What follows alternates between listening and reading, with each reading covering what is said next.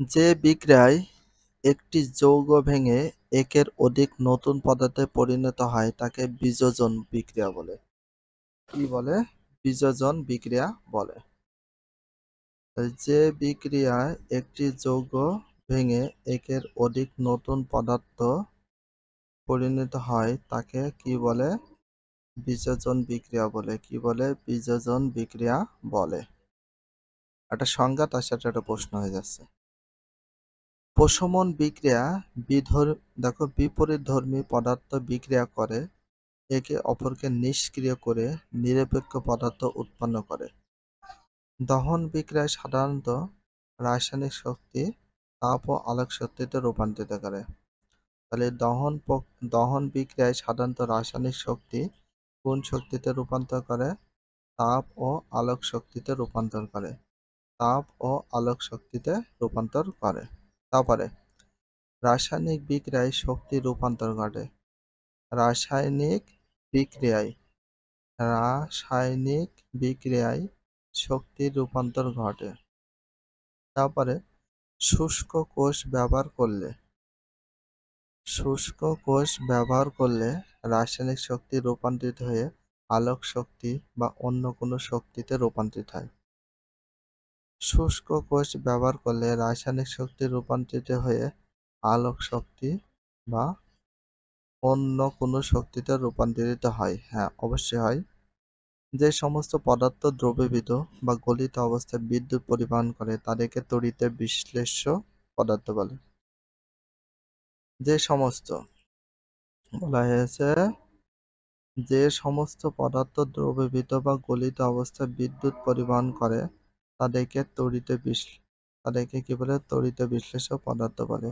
তড়িৎ বিশ্লেষ্য পদার্থ বলে।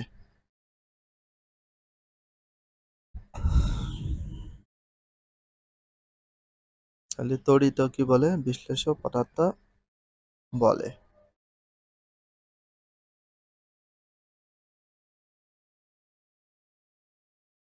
যে সমস্ত পদার্থ দ্রবীভূত বা গলিত অবস্থায় বিদ্যুৎ পরিবহন করে না তাদেরকে তড়িৎ অবিশ্লেষ্য পদার্থ বলে।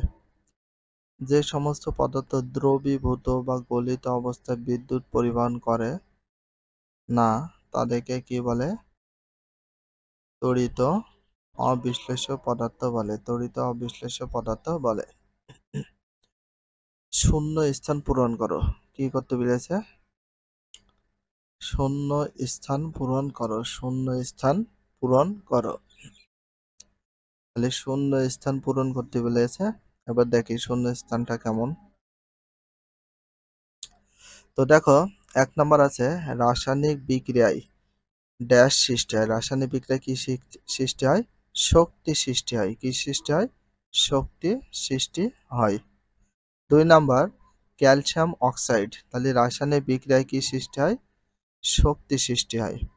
2 নাম্বার ক্যালসিয়াম অক্সাইড ও কার্বন ডাই অক্সাইড বিক্রিয়ায় ক্যালসিয়াম কার্বনেট তৈরি বিক্রিয়ায় একটি ড্যাশ বিক্রিয়া, সেটা হচ্ছে সংযোজন বিক্রিয়া। 2 নম্বরের অ্যান্সার হচ্ছে সংযোজন বিক্রিয়া।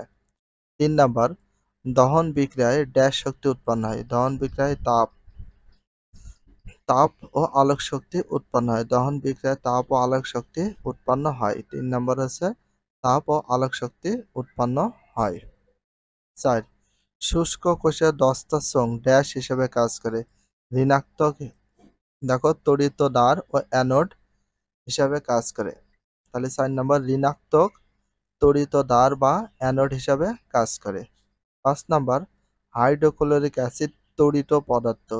হাইড্রোক্লোরিক অ্যাসিড তড়িৎ ড্যাশ পদার্থ মানে বিশ্লেষ্য পদার্থ। বিশ্লেষ্য পদার্থ বসে তালবা শয়লয় একার মধ্যাংশ জফলা। বিশ্লেষ্য পদার্থ।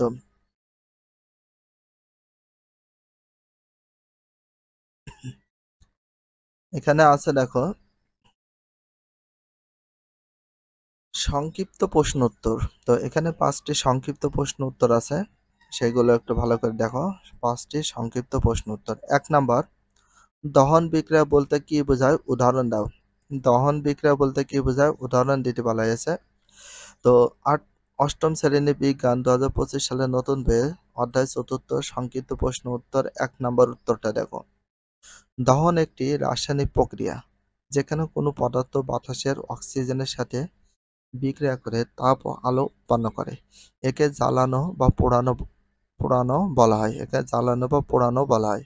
উদাহরণস্বরূপ মোমবাতি জ্বালানো, কাঠ পোড়ানো বা গ্যাস বার্নারের প্রাকৃতিক গ্যাস পোড়ানো ইত্যাদি দহন প্রক্রিয়ার উদাহরণ। সংজ্ঞা: দহন হলো এমন একটি রাসায়নিক প্রক্রিয়া যেখানে কোনো পদার্থ যেমন জ্বালানি অক্সিজেনের সাথে বিক্রিয়া করে তাপ ও আলো উৎপন্ন করে। এই বিক্রিয়ায় সাধারণত জ্বালানিটি ভেঙে যায় এবং নতুন পদার্থে পরিণত হয়।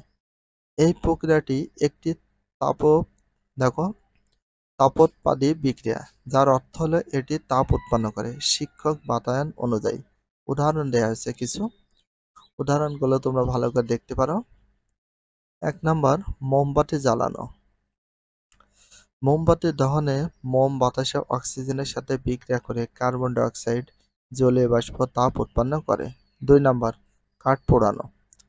কাঠ পোড়ানোর সময় অক্সিজেনের সাথে বিক্রিয়া তাপ ও আলো উৎপন্ন হয় এবং ছাই, কার্বন ডাই অক্সাইড ও জলীয় বাষ্প তৈরি হয়। ৩ নাম্বার, গ্যাস বার্নারে প্রাকৃতিক গ্যাস পোড়ানো। বার্নার মানে পোড়ানো। এখানে প্রাকৃতিক গ্যাস যেমন মিথেন অক্সিজেনের সাথে বিক্রিয়া করে কার্বন ডাই অক্সাইড, জলীয় বাষ্প এবং তাপ উৎপন্ন করে। ৪ নাম্বার, পেট্রোল বা ডিজেলের দহন। গাড়ির ইঞ্জিনে এই জ্বালানিগুলো অক্সিজেন সাথে পুড়ে শক্তি উৎপন্ন করে যা গাড়ি চালাতে সাহায্য করে।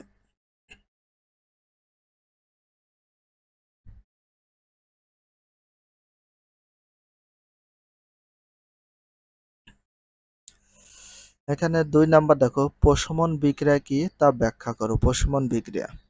২ নাম্বার উত্তর, প্রশমন বিক্রিয়া হলো একটি রাসায়নিক বিক্রিয়া যেখানে অ্যাসিড এবং ক্ষার একে অপরের সাথে বিক্রিয়া করে লবণ ও পানি উৎপন্ন করে। এই বিক্রিয়ায় অ্যাসিড ও ক্ষার তাদের বৈশিষ্ট্য হারিয়ে নিরপেক্ষ হয়ে যায়।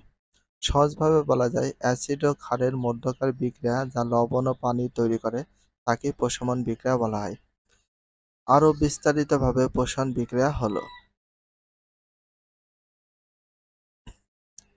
একটি অ্যাসিড যেমন হাইড্রোক্লোরিক অ্যাসিড বা HCl এবং একটি ক্ষার যেমন সোডিয়াম হাইড্রোক্সাইড বা NaOH পরস্পরের সাথে বিক্রিয়া করে লবণ যেমন সোডিয়াম ক্লোরাইড বা NaCl এবং পানি H2O, এটা হচ্ছে এমন হবে H2O উৎপন্ন করে। এই বিক্রিয়ায় এই H এর মাথায় কিন্তু প্লাসটা হয়, কারণ ধনাত্মক হয়। H+ বলতে এর মাথায় হবে। H+ আয়ন অ্যাসিড থেকে ও OH আয়ন ক্ষার থেকে মিলিত হয়ে পানি তৈরি করে। এটা মাইনাস উপরে হয়। এই বিক্রিয়ায় সাধারণত তাপ উৎপাদী হয়, অর্থাৎ বিক্রিয়ার সময় তাপ উৎপন্ন হয়। প্রশমন বিক্রিয়ায় একটি নন রেডক্স বিক্রিয়া, যার অর্থ হলো এই বিক্রিয়ায় ইলেকট্রনের আদান-প্রদান হয় না।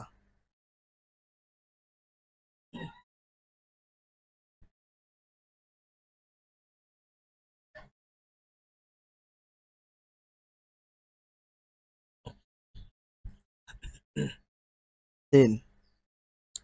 চুনে পানি যোগ করলে কি ঘটে ব্যাখ্যা করো।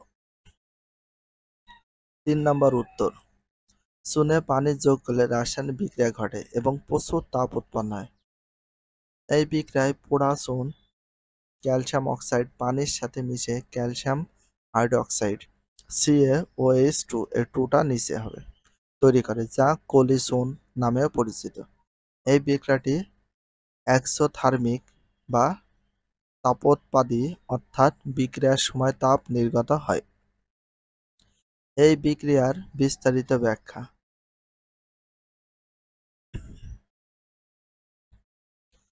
১ নাম্বার, রাসায়নিক বিক্রিয়া। পোড়া চুন ক্যালসিয়াম অক্সাইড CaO পানিতে যোগ করা হলে এটি পানির সাথে বিক্রিয়া করে ক্যালসিয়াম হাইড্রোক্সাইড CaOH2 এখানে 2 তৈরি করে। ২ নাম্বার, তাপ উৎপাদন।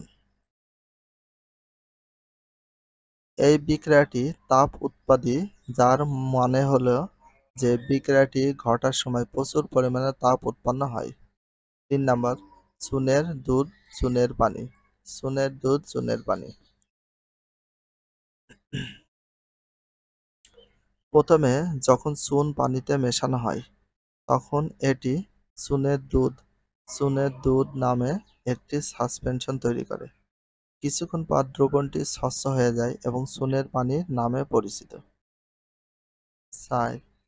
ব্যবহার: ক্যালসিয়াম হাইড্রোক্সাইড CaOH2 CaOH2 বা চুনের পানি বিভিন্ন কাজে লাগে, যেমন বিল্ডিং তৈরিতে, সার তৈরিতে, কাগজ শিল্পে এবং জল পরিশোধনে। 5. সমীকরণ: এই বিক্রিয়ার রাসায়নিক সমীকরণটি হলো CO প্লাস H2O। এটা হবে এখানে H2O, এরকম ভাবে H2O, হাইড্রোজেন। CaOH প্লাস, দেখো CaOH2, এখানেও 2 হবে প্লাস তাপ।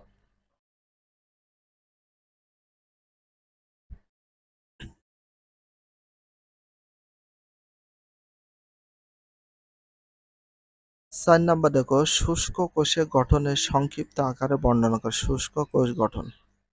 4 নম্বর উত্তর, শুষ্ক কোষ ড্রাই সেল মূলত একটি সিলিন্ডার আকৃতির ব্যাটারি যা রসালো তরল ইলেকট্রোলাইটের পরিবর্তে পেস্ট আকারে ইলেকট্রোলাইট ব্যবহার করে।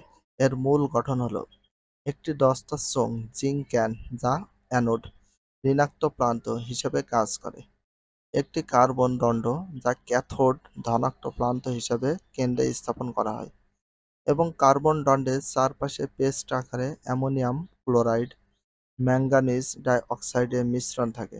এই মিশ্রণটি ইলেকট্রোলাইট হিসেবে কাজ করে এবং দস্তার চোঙ ও কার্বন দণ্ডের মধ্যে রাসায়নিক বিক্রিয়ার মাধ্যমে বিদ্যুৎ উৎপন্ন করে।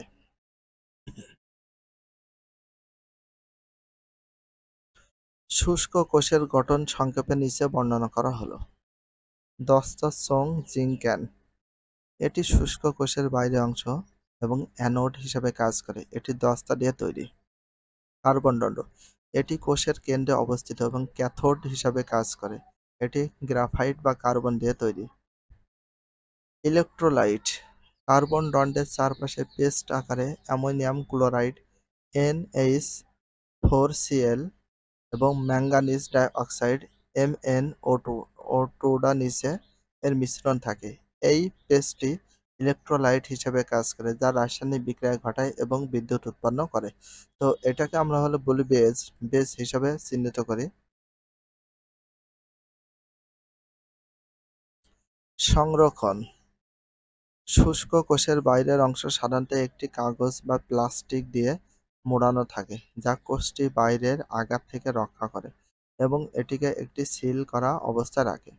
সংক্ষেপে, শুষ্ক কোষ হলো একটি সাধারণ কিন্তু কার্যকরী ব্যাটারি যা তার পেস্ট আকারে ইলেকট্রোলাইট। 5 নম্বর প্রশ্নটি দেখো, তড়িৎ বিশ্লেষ্য ও তড়িৎ অবিশ্লেষ্য পদার্থের মূল পার্থক্য উদাহরণ সহ ব্যাখ্যা করো। তো 5 নম্বর উত্তর দেখো, তড়িৎ বিশ্লেষ্য ইলেকট্রোলিয়েট এবং তড়িৎ অবিশ্লেষ্য নন ইলেকট্রো ইলেকট্রোলিয়েট পদার্থের মধ্যে প্রধান পার্থক্য হলো তড়িৎ বিশ্লেষ্য পদার্থ দ্রবণে আয়নিত হয়ে বিদ্যুৎ পরিবহন করতে পারে, যেখানে তড়িৎ অবিশ্লেষ্য পদার্থ আয়নিত হতে পারে না এবং বিদ্যুৎ পরিবহন করে না। আরো সহজে বললে, তড়িৎ বিশ্লেষ্য এই পদার্থগুলো জল বা অন্যান্য দ্রব্যকে দ্রবীভূত হওয়ার পরে আয়নিত হয় এবং দ্রবণে বিদ্যুৎ পরিবাহী হয়।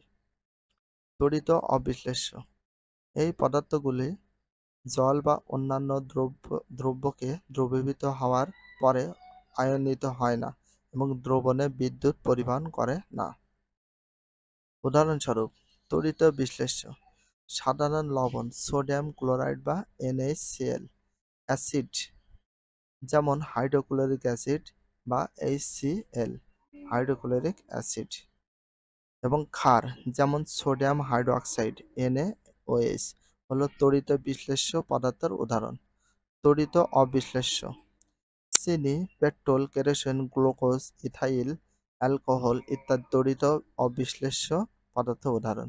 সংক্ষেপে তড়িৎ বিশ্লেষ্য পদার্থগুলো বিদ্যুৎ পরিবহনে সক্ষম, যেখানে তড়িৎ অবিশ্লেষ্য পদার্থগুলো বিদ্যুৎ পরিবহন করে না। বহু নির্বাচনী প্রশ্ন।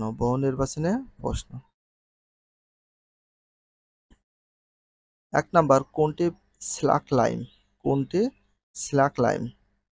CaOH2 ঘ নম্বর উত্তর।